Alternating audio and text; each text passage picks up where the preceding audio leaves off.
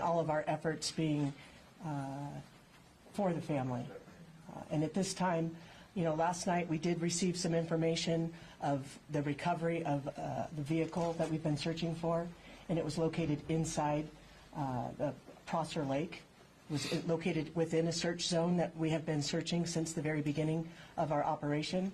Assistance of a volunteer group, the Adventures with Purpose, that came out with some very specific expertise and were able to help us in locating the vehicle that we had been searching for several weeks.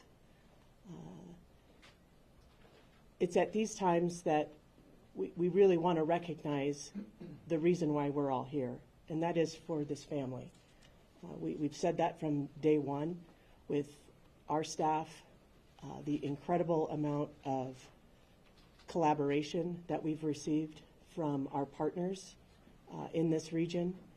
Clearly being a mountain town, we're used to having great collaboration, knowing that none of us have enough resources to go around, but when we all work together, I think it is an incredible show of how committed all of our agencies are for our community here. Working hand in hand in unified command, joint command with the Placer County Sheriff's Office, the folks from the California Highway Patrol, the Truckee Police Department, and our friends from the Federal Bureau of Investigations. The amount of effort that all of these agencies put together really truly is why we're here today. And as we eliminated a lot of tips and information that was coming in, I think it's very important to understand that all of that work did lead us to this time. And being able to focus on the services that we provide to our families here that are impacted. We've recovered the vehicle. We recovered the vehicle last night. We have located a decedent inside the vehicle. We believe it is our missing person. We have not been able to positively identify, but it's more than likely where we are today. And we wanted to make sure that the family had all that information first. The last thing we want to do is have them learn information outside of our team. So I think that is one of the points that I really want to make sure that our communities know and the folks that are watching today know is truly how committed we've been throughout these last few weeks in coming to this resolution. It's still an active investigation, and I understand there will be and we will continue to receive lots of questions regarding our investigation, and we will release what we can. But at this time, our commitment is to this family, and that is where we will consistently reach for making decisions on what we release. And again, it is still a very active investigation. So again, I appreciate everyone being here, getting this information out. It is the reason why we're here is because of the community support and the amount of work that was put into this investigation to where we could clearly identify very specific areas to search. The Adventures with Purpose folks did just a fantastic job at being able to locate the vehicle as quickly as they did, based on, again, a lot of heavy lifting that the folks behind me have done throughout the last couple of weeks. So I appreciate everyone being here, and we'll open up for some questions. I'll go first. Yes, ma'am. What agency called in Adventure with Purpose, and when did you decide, if it was you guys, that we needed this extra help? Captain Sam Brown from my agency will be happy to answer this question. Yeah, thanks. The question was which agency requested. I'm not exactly sure that an agency had reached out and requested from within our unified command, but as everybody's reading online and seeing all the information that was coming out, and we realized that there was an interest from Adventures with Purpose, We did link up that group with Sergeant Mike Powers with the Placer County Sheriff's Office. They had lots of communication as they were going to be traveling to this area, and then a lot of detailed information that was shared that wasn't necessarily out to the public yet that hopefully was of assistance to helping them locate the area to go to. You said the car was found in the area where you've been searching since the beginning. What did the AWP have that maybe you guys didn't have, or why was that missed in the initial search? Yeah, I think that's a great question. That's one that everybody's going to have, right, is how did we not find it when we were searching? The lake was extensively searched with side sonar, with an ROV. We had divers, we had swimmers. I think that's part of what we're going to have to go back to do and debrief. You know, when peace officers are out in the field and volunteers and searchers, it doesn't mean that they're experts in the field, right? These are sometimes ancillary duties, and we're calling from other agencies to try to jump in. And tracking underwater is an extremely difficult thing to do. So I think part of our debrief on any of these situations is how do we figure out to improve our services, work on our resources and the way that we use them. A lot of this equipment is high-end, very expensive, and you really need to have a lot of practice and expertise. And I think that's where a group like Adventures with Purpose is able to focus and practice those skills and really hone them. And so we're appreciative that they were able to come out and locate it. I also don't want to take away, though, from anything from our volunteers as well as law enforcement that have been out there. I mean, we literally had people swimming in the water looking down so that we didn't disturb the ground initially. You know, my understanding is the vehicle was upside down. That also makes it more difficult. And if silt and things come up above, that can also make things difficult. So before I really can say, hey, why we weren't able to do it, I also could say that we eliminated a lot of areas that we would still be searching if we didn't have all the great people out there. And that helped give them some guidance as well, I think. But clearly their expertise in diving and their equipment that they brought to the table assisted us, and we appreciate that. Do they specifically have any specific technology that all of these 16 law enforcement agencies didn't have? I'll have to debrief with them before I'd have the answer to that question. I believe we're going to try to do that today. Adventures with a Purpose has referenced red tape a couple times, saying they don't have the red tape that maybe your assisting agencies have. What is that red tape, and why might it be easier for a private organization to do this? Yeah, I don't know exactly what we're talking about in regards to red tape. I think that from the very beginning, we never deterred anybody other than certain scenes that we closed off at times that became areas of interest and we wanted to protect for evidence. So I don't know that there was any red tape ever put on this. I mean, if you look at the amount of man hours that went into it, it was like over 15,000, and I know it's even higher than that now. I don't think there was ever red tape. There were maps created for civilians to be out. The boat ramp in the lake were never actually shut down because the way we were looking at it is more eyes out there, the better off we're going to be for finding Kiely, and that was continually the goal. So I'm not sure that there was ever red tape. I think it comes down to lots of factors, and like I said, we're going to debrief and try to figure out how do we become better and do a better job at these types of operations. Why did agencies believe it was an abduction at first? Yeah, I think there was a lot of miscommunication. I don't know that it was ever labeled as an abduction. I think that you can never take that off the table, and so as we talked as a command group and unified command with all my partners that you see behind us, you couldn't remove that off the table because we hadn't found her. And so, there was some of the struggles with some of the services that we wanted to obtain and things we wanted to do, but we couldn't say it wasn't an abduction, but we also never said that it was an abduction. I think that was clarified fairly early on, but we also probably wouldn't have received all the services and all the people if that wasn't an option. If this was truly a search and rescue mission, we may not have had all the resources to conduct interviews.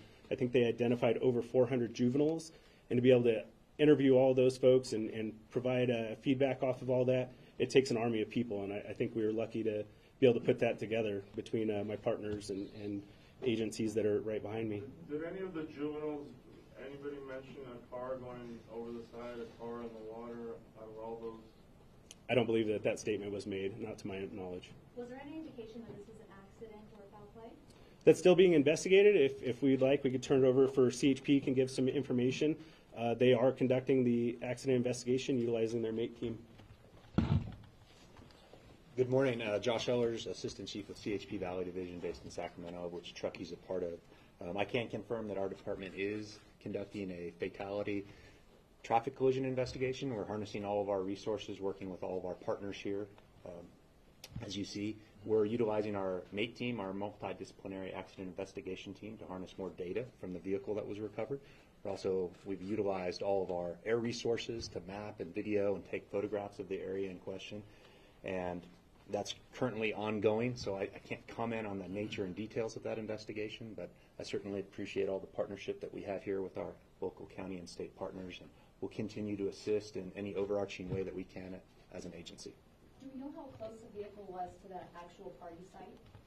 I don't have the exact location in terms of distance, but it was relatively close to the area in question. Like a few hundred yards or half a mile? I couldn't say. I haven't seen the exact data and the mapping. That's still ongoing. Did many partygoers leave by the same route? This is, I can't comment on all of that, but what I can tell you is, and I think it's been discussed, is this is a very popular area. There's a lot of foot traffic, a lot of vehicular traffic on and off road. So certainly crisscrossed and a lot of extensive movement in that area continually throughout this time of year, certainly. Is there any suspicion that it could have been another car who maybe hit this car, or was it a one-person car situation? I don't have that information that I could comment on at this time. What I can tell you is we'll do a thorough investigation. We'll take every bit and piece of information that we have, including what's already been provided to us, and we'll reach some conclusions that will be provided to the parties of interest at that time. Thank you. Before Adventures with Purpose went out there this weekend, when was the last time that we had swimmers or divers from any of these 16 agencies out there searching that area? I'd defer back to the Nevada County Sheriff for that question. Yeah, I would say that we actually have had divers, not necessarily in Prosser, but in lots of bodies of water up until even the days that they were there.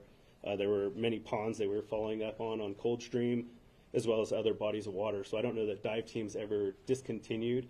It was more of trying to still follow up on all of those things. And I believe Adventures with Purpose also had been diving at other lakes as well within the area. Is there any time frame from the time that Adventures with Purpose started to how long it took them to find it? You're talking on Prosser Lake specifically? Yeah. Yeah, I think it was relatively quickly, but I don't have an exact time. Like, again, we're going to have to debrief with them, figure out, between putting equipment down, getting in the water, and identifying where the car was at. Can you talk about what happened last night in terms of taking the car out? What kind of law enforcement was there, and what happened last night? Yeah, I mean, I think most of the law enforcement partners you see behind me were present during that time, trying to do the best they could for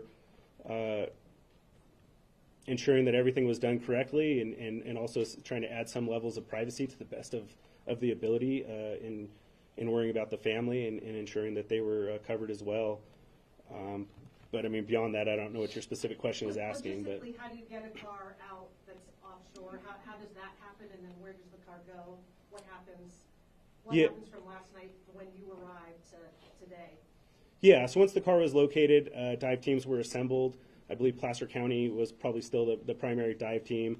They have to use lots of devices to lift the car, turn it over, and then the use of tow trucks was what made it possible for pulling the vehicle out of the water. And the vehicle is taken down. The FBI has offered up assistance and are going to be helping to conduct investigation regarding the vehicle itself and making sure that we don't miss something that may be in there that we're not aware of. Are you guys confident the car was in the water since the night of the party? I have no reason to believe that it wasn't, but until we have those answers, I wouldn't know the answer to it. Can you just clarify as far as what teams had been in that area before Adventures with Purpose, if any, on that specific, on Prosser? Yeah, I mean, it's almost so many that it would be hard to link out between the different teams. There were numerous boats, Yuba County, Alameda, Nevada County, Placer County. Swimmers came from Washoe County. We had divers from every single one of those agencies and then some. I mean, it was a vast amount of people. And I would just say, unless you've conducted these types of searches and tried to do it, it does take a level of expertise, and nothing's perfect. When you fly a helicopter over the air trying to identify if something is there, most places give that less than a 5% probability of detection, meaning if you flew over, you only have a 5% chance of seeing something. You had trees and brush and bushes and dirt and all these other things, and it becomes a pretty difficult task. Even though once you find the answer, on hindsight, everything looks 20/20, the reality is it's not that simple. It is pretty complex and it's tough. So again, we're just appreciative that the resources came out and were able to help us in locating it. Were there signs that the person in the car tried to escape? I think that's too preliminary for us to be able to determine that at this time. Was there more than one body in the vehicle? No, there was not more than one body in the vehicle. Describe the difficulty of what water does over 2 weeks to evidence. It depends. That's a complicated question. I'm not an expert in water. However, temperature of the water and things like that come into play. But it can add difficulty based on many factors that can cause damage to, obviously, things that we want to look at to investigate, but also to bodies that may have been submerged for a period of time. There likely could have been tire tracks or some type of signal that a car did go into the water there. Did rain impact that? Did this heavy activity in the area impede seeing those signs? I think everything is a factor, but again, that's where we rely on the MATE team from CHP to come in with their expertise and be able to provide some of those answers. And it seems that Adventures with Purpose have pretty sophisticated equipment. Is this something that the agencies here have or you will still need? Yeah, I'll have to debrief with them to figure out what equipment exactly they use to see if it's items that we have or if it's a matter of training with the items that we have. So until we talk to them and know exactly what they used and how they went about it, I wouldn't be able to answer that correctly. They also said the car was 14 feet deep. Did y'all go that far to look for the car? Yeah, some of that information is sometimes deceiving. So yeah, the car was reported at 14 or 15 feet. However, the water level since the 6th has also dropped a vertical 3.5 to 4 feet, which could be 20 to 25 feet off of shore. So a lot of things have changed in those aspects. Until we really can look into all that information and sort through it, it's difficult to say whether those factors had a play in it or not. I think it's still more important for us to debrief, look at training, look at equipment, look at tools, and look at outside entities that are experts, where this is maybe their full-time gig that they do, and try to see how we have that involvement from the community to come out and help support. At this time, can you tell if there are any signs of foul play? At this time, we're not going to be able to say anything like that. It's been said that people were drinking at the party that night. Was anything found in the car that could lead you to believe that she was drinking that, where the person found was? Yeah, the investigation's ongoing, so we're not going to be able to comment on that. It seemed like where they found the car, it might have been pretty far from the road. Do you have suspicions that maybe the people were parking on that little island? I wouldn't be able to comment on that either unless somebody gave some statements to that. I hadn't heard any information like that, though. Do you have any theories as to how the car got in the water, and also what gear was the car found in? I think if I make up theories, then I'm just guessing, and I'm going to lead us back into a trail that's not certain. So we'll wait until we have those facts and details. And as far as the car, we're not going to release any information until we've done a solid investigation on it. Who received the first call from Adventures with Purpose, and what was that call like? I don't know that we received a first call. I think we reached out to them after we read it online. And so I'm not sure, I mean, again, with 150 law enforcement officials, it's possible that a call came in and something happened. But from the Unified Command and talking with my partners, none of us were aware of an initial. So we tasked the investigative sergeant with contacting them and reaching out. So I believe, best I know, we did that proactively on our end. And they contacted the family? I think there's still some sketchy details on exactly how that contact went out. So I don't want to speak on behalf of the family. What was it when you heard, you personally, when you heard that they might have found the car? What went through your head?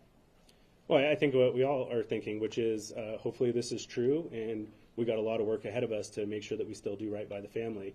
Our biggest concern is making sure that the family has been aware of everything from day one, and that we're not shielding them, but we're also not bombarding them with things. There's a lot of ups and downs throughout this investigation, a lot of emotional turns throughout the whole thing, and our goal was to make sure we're supportive of the family throughout this whole task and doing our best in that. How long will an investigation into the car, maybe that's for Highway Patrol or FBI, how long does an investigation to look at a car take to figure out what may have happened? I mean, I think there's a lot of factors in that. I don't mind turning it over to CHP and let them. Because obviously we have a multifaceted investigation with multiple agencies, it can take time. The FBI is working, evaluating the vehicle. We have to come in and do that. We want to allow them to work. We'll come in and examine data, examine the vehicle, have all of our investigators look at that car. So depending on circumstances, it can be several days, it could be several weeks. We also want to wait on other information related from the coroner's office and other things that all get compiled into a comprehensive investigation. So the easy answer is it could take a while. All right, we've had an opportunity to hear from most reporters. Most have asked 2 questions. Is there anybody that had a follow-up question that they have not been able to ask yet? Go ahead, sir. There was a report that Adventures with Purpose was told by the police that they did not need to search Foster, or at least in the specific area where the car was found, because that had been extensively searched already. Is that true? Yeah, I'd say that's probably not accurate, and we shared maps, ping information, and locations, and so we probably shared that was extensively searched, and sonar was used, and that may add to the level of where they chose to go to first or last. However, nothing was prevented or shared, and I don't believe that we gave any indication that we thought we knew where she was at, because clearly from all of our daily press releases, we reported over and over again that we didn't know where she was at, and we needed anybody's help and assistance in finding that location. But you were working in partnership with Adventure with Purpose? Yeah, I believe that what ultimately occurred was that our sergeant was able to make contact with them, Sergeant Powers with the Placer County Sheriff's Office, come up with a plan and share information on where things were at. And so we're still appreciative, like I said, of them being able to locate the vehicle. Will they get the cash reward for helping find the vehicle and the body? It's not a question I'll be able to answer. May I ask, have you been able to determine a cause of death, and will there be a toxicology report conducted? The question was, have we determined cause of death, and will there be a toxicology inquest? Yes. Autopsy is scheduled for tomorrow. Toxicology results generally take 4 to 6 weeks for a return on those, and at that time we will provide that back over to Nevada County. Does anyone from the family want to make any comments at this point specifically about this massive search and all the tips that came in? Don't believe they do at this point. Yeah. So with that, we'll go ahead and wrap up the press conference. Thank you all for coming here today. We certainly appreciate it, and pay attention to both Placer County Sheriff's Office as well as Nevada County Sheriff's Office as we continue to share details as they become available. So thank you.